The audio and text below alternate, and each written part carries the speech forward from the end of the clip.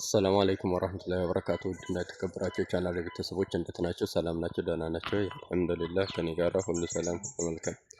ዛሬም መኖሪያ ቤት ሰሪ ለሆናችሁ ወንድሞች ለእናንተ ይሆናል ያልኩትን ቪዲዮ ይዤላችሁ መጥቻለሁ። እሱም ምንድን ነው?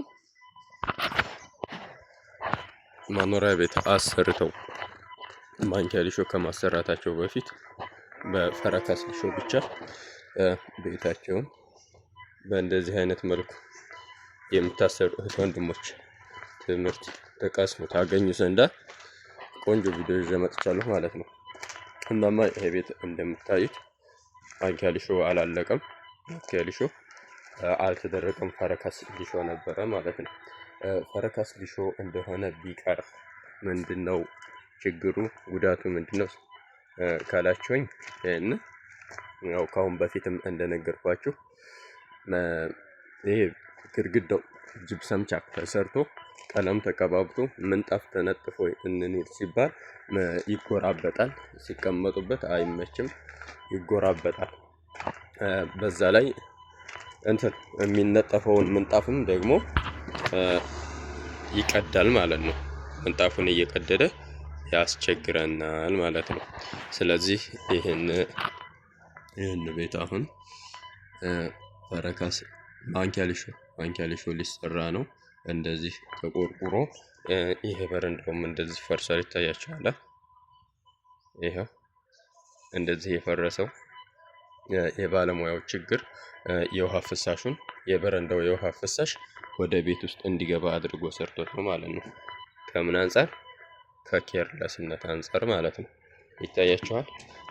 ይሄን እንደዚህ ፈርሶ የቤት ውስጡም ፍሳሽ ወደ ውጭ ተደርጎ እንደ አዲስ ሊሰራ ነው ማለት ነው። ይታያችኋል። ይሄን ውሃ ልኩም ባለፈው እንደነገርኳችሁ ቤቱ ሲገረፍ ግድግዳው ሲገረፍ ማንኪያ ሊሾ ሳይሰራ የበረንዳውን የውሃ ልኩን የላይኛውን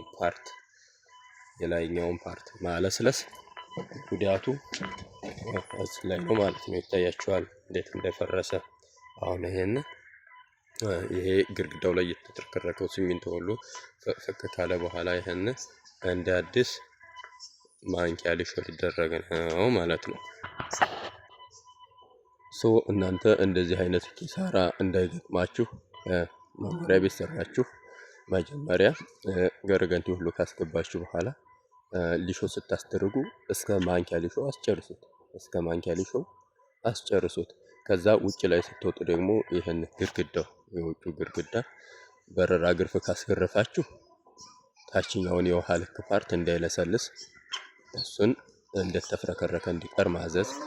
ከዛ ሁለተኛ ደግሞ ሁለት ባንድ ሆኖ ልክ እንደዚህ ልስልስ ብሎ ካስገረፋችሁ አብራችሁ እስከ ማንኪያ ሊሾ እስከ ተኩሱ ሁሉንም ባንድ ማስጨረስ አለቀ። ባለሙያዎችን ደግሞ ይህን ቪዲዮ የተመለከታችሁ ያዳመጣችሁ ባለሙያዎች ካላችሁ በዚህ አሁን ባልኩት መሰረት ብትሰሩ እህት ወንድሞችም ኪሳራ አይበዛባቸውም ማለት ነው።